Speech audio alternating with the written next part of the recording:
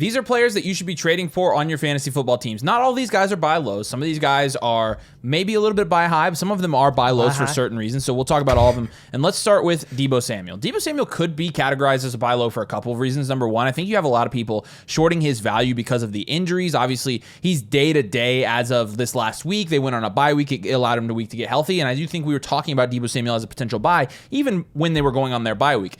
The other thing that you have that's going to affect his value is Christian McCaffrey coming back. I think a lot of people think that with as bad as the offense has looked so far in San Francisco this year, that offense is going to be funneled more through Christian McCaffrey than anybody else. They'd be probably correct. You do have to keep in mind you have Brandon Ayuk out for the rest of the season. You have George Kittle, who has been productive, but it doesn't mean that Deebo Samuel can't be productive.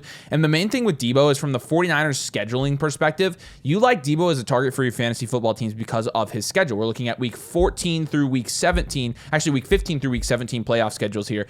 He plays the Rams in week 15, the Miami Dolphins in week 16, and then the Detroit Lions in week 17. And there are some tougher matchups there. Miami Dolphins have given up some of the least amount of points to wide receivers this year, but other teams like the Rams have given up quite a bit of points to wide receivers this year. And then the Detroit Lions as well. You also expect the Detroit Lions game in the championship week for your fantasy leagues to be a high-scoring matchup. Same thing with the Dolphins. That also has potential. So all three of those matchups should have pretty high over-unders, and Deebo Samuel should be the wide receiver one for the San Francisco 49ers in that matchup. I will say, Deebo Samuel, I mean, the one thing that stands out to me on his metrics this year is yards per reception. Is good for 10th in the league, 17 yards per reception. So he has become a little bit more of a big play guy, but he's still very efficient in this offense that has been a little bit underwhelming so far. Yards per team pass attempt, he is 24th in the NFL, and so that's pretty good. And he's also 14th in yards per route run. And so when he's getting the work, because when you're looking at his targets and his opportunities, 47th in the league in targets, 40th in the league in target rates. When he's getting the work, he's been very efficient. He's been very good. And from a fantasy points per game perspective, you're looking at 11.9 points per game, which is significantly lower than last year at 16.5 and even lower than 2022 at 13. If Deebo does get more work at the back end of the season, which I'm going to assume he will, Christian McCaffrey coming back is a good thing for Deebo, and I think it makes that offense overall more dynamic and more versatile. I think everybody would agree with that. So that combined with some good games during the playoff weeks, I'm willing to go trade for Deebo Samuel on my fantasy football team. Explore some offers. A lot of times you're going to have these teams that are have a losing record and aren't doing anything they can to get back in it at this point. A lot of times you have those kind of teams that have Deebo, so maybe send a feeler, see how cheap you can get Deebo Samuel.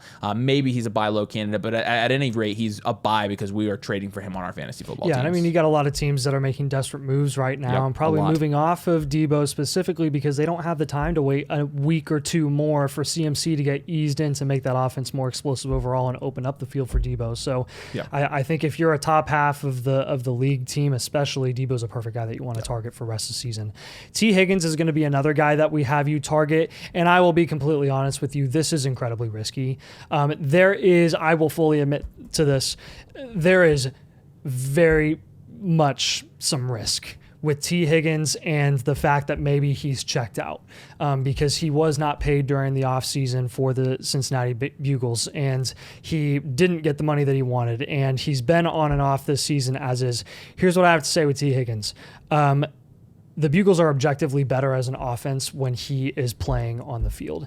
And when he is on the field, which again is very much an if, he is incredibly productive and he is very effective for that offense. When he's been on the field this week, excluding the 1 week that he came back healthy against Washington in week 3, 10, 14, 7, and 8 targets, good for 12, 29, 14, and 18 points. The dude is just getting targets galore. Joe Burrow is slinging it like crazy.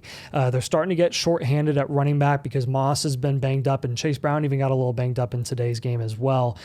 They are going to have to win games through the air, obviously, like they have in the past, but T. Higgins is going to be a main beneficiary of that. Not to mention, even though, again, you have potential risk with T. Higgins for the rest of the season, Jermaine Burton is entirely out of the picture. Yoshi Voss at this point is a touchdown threat or bust. He gets like 1-yard touchdowns or he gets nothing. It's Jamar Chase and it's T. Higgins, and it's Mike Gesicki apparently. So to me, this is a very clear and easy buy from a target and opportunity perspective in the way that he operates in that offense. It's more iffy as in like, maybe you don't want to take on that risk for him rest of the season if he's going to be in and out with injuries, in and out mentally, just with the situations going on in Cincinnati. I think for a lot of teams, it is going to be worth the risk because of the upside that he offers when he's on the field. As Joe Burrow's number 2 option, he's still got high-end wide receiver 2 upside. Yeah, I totally agree with you. And on the flip side of that, while it's risky because he could be mentally checked out, it is a contract year for him. So right. on the, I think because of that, I think you have a lot of people, especially a lot of fantasy analysts, not incorrectly so, but coming out and saying that he could be checked out mentally because of the contract situation. And so I think that may be a scenario where you can actually get him for a cheaper price from somebody if you have a manager that believes that he's actually checked out. And you'll want to eye the trade deadline, yes, which comes very soon. So. And then the other thing is he's playing for a contract, so he is going to have to. The better he plays, I think, the more he gets paid in the offseason, especially if he's a free agent. So you also have that part of it. So I think there's definitely risk, and I think you nailed this type of situation you should be targeting T. Higgins for. Let's talk about Tank Dell next. A lot of people may think this one is obvious or too late. I don't think so for this reason. Obviously, he did produce against the Jets. He produced well against Indianapolis the week before. And then this is coming off of a week in Green Bay where he had 4 targets and 0 catches. That would have probably been the time to buy him low. But I do still think there is going to be a small buy window here for Tank Dell for a couple of reasons. Number one, you are going to have Nico Collins coming off of IR here pretty soon. And I think once Nico comes back, you're going to have a lot of people assume Tank Dell's usage goes down. Tank Dell, he's going to get less targets. Tank Dell's not going to be as explosive or not going to get as many touchdowns. Some of a natural bit of regression for Tank Dell once Nico comes back is probably true. He's not going to be the wide receiver 1. He's not probably going to get 9 targets a game like you saw in the Jets game. But he has proven that he can produce when he gets 4 targets, right? He had 4 targets in week 8, and he had 13.5 points against Indianapolis. So the thing is, though, I don't think he gets 4 targets the rest of the season even when Nico comes back. I think Tank Dell remains a pretty vital part of this offense. When you're looking at the workload in the game Thursday night against the New York Jets, he was first in snaps, first in routes run, and first in targets. And yeah, Nico is going to come back, and Nico is going to take a little bit of that from him. I also think Nico is going to take a little bit from Dalton Schultz, and I also think Nico Collins has a hamstring injury. And in particular with Nico has had some injury history in the past. Hamstring injuries for wide receivers, they tend to linger. They tend to be not very friendly to fantasy football production. And while I'm personally not worried about Nico Collins rest of the season in terms of owning Nico Collins from a fantasy perspective just because of how high his upside is, I do think this does open up an opportunity for us to say, are there any managers that are taking Nico's return and discounting it against Tank Dell? Because I think Tank Dell, he did prove last year that even when he is on the field with Nico Collins, he can be productive. In fact, Tank Dell was as productive almost as Nico Collins when they were both on the field last year. You'll remember before Tank Dell broke his leg, he was a borderline wide receiver 1 in fantasy football last year. And so it's not like we haven't seen these two work together and seen them both be fantasy productive at the same time. Whether or not there's a discount, I think it's going to be a league to league. I think it's going to be league to league. If you play in a sharper league where you've got people that are thinking, like this, then probably not. If you play in home leagues, you play in leagues with friends, you play in family leagues, you're going to be a lot of people. You could even just float that. Hey, Nico's coming back. I'd like to buy Tank Dell as Nico does come back, and so it's going to be league to league, whether or not it's a buy low. But it doesn't matter. I would pay the price for Tank Dell at this point as a high upside flex option for your fantasy football teams because I don't think anybody's going to go out and sell him for wide receiver 2 prices right now. I think you're going to get him at wide receiver 3 or flex prices right now, and so. At that point, I am comfortable in investing in Tank Dell, especially because of the upside from a week-to-week basis he brings. And like I said, 19 points without a touchdown last week. So yeah, and I will say Nico Collins coming back within the next couple of weeks, I think is really going to help him as well because you're going to see him get probably get more short to intermediate targets while Nico does what Nico does. And if anything, I would trust Slowick to adjust to how poorly Houston's offensive line is played. And that's not give CJ Stroud a lot of time to throw the ball. The less time he has to throw the ball, the less he's going to be able to consistently push the ball down the field, which I think is going to bode well for Tank Dell rest of the season. Personally. It also doesn't. It bodes less well for Nico, honestly, because Nico his average up the target's very high. He might be more boom bust like he was at the end of last season, potentially. Yeah, I completely agree with you. Do you want to bet against Nico at this point? No. I wouldn't say so, but just something to keep in mind. I think Tank Dell is going to be fine even with Nico coming back. I agree. Tony Pollard has been a very, very interesting case this year. It's been very quiet. With Tony Pollard. I think across fantasy spaces, you haven't heard much about him because he's just been so consistent and on a so horrible offense really all year. No one wants to watch the Titans. No one cares about the Titans. Pretty much everyone except for Pollard and from a fantasy perspective is unstartable. Outside of Calvin Ridley having a couple big games here, he had another 12-point game today. But with Tony Pollard, the dude's usage is unreal. Like he's probably going to match the amount of attempts that he got in Dallas in 2023. He's not ultra efficient. Really. He's not a touchdown machine, but I'll tell you what, his receiving usage, his consistency in the receiving game has come back. And I think that's given him a really nice floor here. You're looking at his game log here. In the 8 games that they've played this season, he has had less than 10 points in only 2 of those games. And his usage is just going up from a snap share and carries perspective. It's gone from 60 to 67 up to the 70s. He's gone 89, 82, and like 80 plus in the New England game by far. He's gone from 16, 17 carries to 28 carries in the New England game. And I'll tell you what, the one thing that I was most encouraged about that game, because unfortunately I actually paid a decent amount of attention to that matchup for whatever reason today, and that was Tennessee's offensive line was really leaning on the run game, and they were really leaning on Tony Pollard getting them yards and the O-line being able to open up lanes for him to get some solid yardage. He averaged 4.5 yards per carry on 28 carries today. Wow. Mason Rudolph threw the ball 33 times. Again, a lot of that is going to be because of them going into overtime, a lot of unexpected things happening in that game. But Mason Rudolph, we know exactly what he is. And we also know exactly what Will Levis is, and that is not an NFL quarterback. I think Mason Rudolph is probably going to be the starting quarterback for the rest of the season for the Tennessee Titans, and that bodes really, really well for Tony Pollard. If Will Levis starts, whatever, Tony Pollard is still the number one option there, but I'll tell you what, no one is going to be attracted to the Tennessee Titans for the rest of the year because they're not going to win very many games, but they are going to continue to knock on the door because of how effective their run game has been over the last month with Tony Pollard. He's been very efficient. He's gotten consistent receiving usage. And yes, he is getting goal line opportunities and red zone opportunities as well. He actually had a touchdown that was called back today for a really blatant hold, which was infuriating, but he is getting that usage. And honestly, Tyjae Spears, I heard an interesting stat earlier this week. People are going to say, well, Tyjae Spears was hurt. That's why he got so much usage. I would sell Tony Pollard because he's not going to get that usage when Tyjae comes back. He probably won't get 28 carries again. I will say this, Tyjae Spears is not the weapon that you or we thought he would be heading into the 2024 season. His longest run this year, his longest play this year is 11 yards. Holy smokes.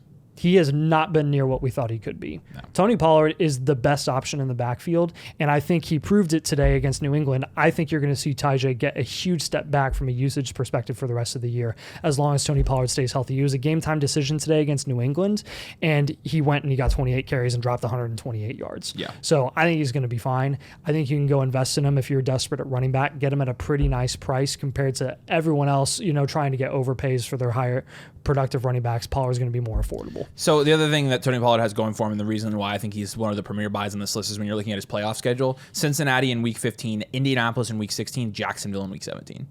He has a fantastic playoff schedule. One of the top playoff schedules of any running back group that are the Tennessee Titans. So, so definitely a reason to go get him. Another guy who has a very good playoff schedule in his own right is Jonathan Taylor. And this isn't going to be a buy low. This is going to be like if you have a team where you have a bunch of elite receivers and you need to pivot to an elite running back. Jonathan Taylor is the elite running back I'm targeting right now because he's slightly cheaper than somebody like Saquon Barkley, probably a little bit cheaper as well than Jahmyr Gibbs, and definitely cheaper than Derrick Henry. But when you're looking at his playoff schedule, Denver coming off of a bye, playing Denver in week 15, okay, Tennessee in week 16, and then the Giants in week 17.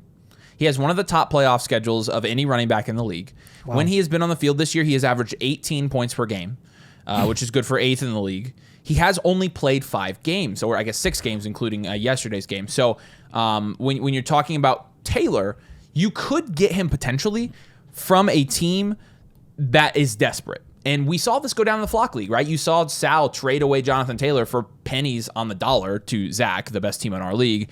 And honestly, what might end up deciding that league because Sal was desperate. And so you have these winless teams or these teams with very few wins that have Jonathan Taylor, who has missed games and lost some games this year, that their last chances to down tier from some of these elite guys. Yeah. And so those are the two situations. Either you have elite players and you can afford Jonathan Taylor, or you can get him from somebody who's desperate. Otherwise, nobody's trading Jonathan Taylor. But I do think it's worth noting that he has one of the best playoff schedules of any running back. And so because of that, if he is available at all for trade in your league, I would even be willing to pivot from some of the high-end running backs that we have in fantasy football to Jonathan Taylor just because of how well he projects rest of season. But Taylor as a whole, like I said, that offense is going to project a little bit better. Anthony Richardson, the theory was Anthony Richardson would be really good for Jonathan Taylor. Obviously, as a dual threat quarterback, it would open things up. Defenses would have to respect them both. When in reality, number one, the Colts weren't really using Anthony Richardson like that because they were afraid he was going to get hurt. But number two, Anthony Richardson was bad. So I don't think it made a difference. In my opinion, I think the offense for Jonathan Taylor projects better with Joe Flacco because they are going to be a more versatile offense because they're going to be able to move the ball down the field because they are going to have to respect the passing game and because Joe Flacco can make a 5-yard check down. And so, and that's going to bode well for Jonathan Taylor as well. So it's nice when your quarterback can, check the ball down accurately. Well, and JT, I mean, when you're looking at his targets this year, he only has 11 targets on the entire year. So even if he starts getting more targets, you're going to see that 18 points per game ceiling move up even. So JT, again, there are only a couple scenarios where you can actually trade for him, but if you can trade for him or if he's available in your league, I think he's a really good trade target. He's definitely somebody you want on your team going into playoffs. James Conner is going to be our next guy here, and I think this is a pretty dang easy buy because you're going to be hearing a bunch of news about Trey Benson this week and how Trey Benson got a touchdown, and Trey Benson had 8 carries. James Conner had 18. I think they had like 3 rushing touchdowns this week. The Arizona Cardinals did. It was not a very close game, really, at all. They kind of kicked Chicago's butt, and Kyler didn't even have to freaking do anything because they were so dominant on the ground. Benson had a good day. He had 12 points, 8 carries, 37 yards, 4.6 yards per carry, a touchdown, a reception for 18 yards. Remember, Trey Benson was drafted for a reason, and that was to replace James Conner. Not necessarily this year, definitely next year. I will say that James Conner getting 18 carries to Trey Benson's 8 is not really room for me to be concerned. That's why we have him in the buys video. Okay? With Trey Benson getting that touchdown, vulturing a touchdown from James Conner with his workload and with his opportunity still had 15 points in PPR formats because he had 3 receptions, he had 3 targets, he had over 100 rushing yards with those 18 carries, 6 yards per carry. James Conner is still the better running back, and he's going to be the more consistent guy rest of season. You can count on it. When you're looking at his schedule heading into the playoffs as well, you've got Seattle, Minnesota, New England, Carolina, the Rams after this bye week in week 11. He's got the Jets next week, who have not looked at all what they did with Saleh at head coach. His rest of season schedule, by the way, the Cardinals might freaking make the playoffs with this schedule. That's why he's on here. James Conner's looking pretty dang good That's here. Why and if they are going here. to make the playoffs, it's going to be because of guys like James Conner continuing to be as effective as he's been. His volume and his workload didn't go down, guys. Benson was getting opportunities because they were kicking butt in that game. Conner still got what he needed to get, just like he has the entire season when he's been healthy. We also saw Marty Mercado get a touchdown in that game too, so it even adds insult to injury in terms of people who are box score watchers that might even go out and say, okay, now James Conner clearly isn't getting and it was a long don't fall for any of that. He has one of the best playoff schedules in the league. He is also scoring at a very high rate. He has a very high floor. So for all those reasons, I would go trade for James Conner as well. So there you go. Some guys to go trade for on your fantasy football teams. It's slim pickings right now. Again, not all these guys are buy lows. I want to clarify on that. Yeah. But I did check, and all of these guys are guys that we hadn't really talked about for the past couple weeks. So you can't really get mad and say that we're flip-flopping on that. So do us a huge favor. Make sure you drop a like if you enjoy the content. Make sure you subscribe as well. If you play fantasy football, we really appreciate it. We can't really get subscribers at this time of year, so it helps us out a ton. We appreciate you guys. Thanks for joining us. We'll see you later.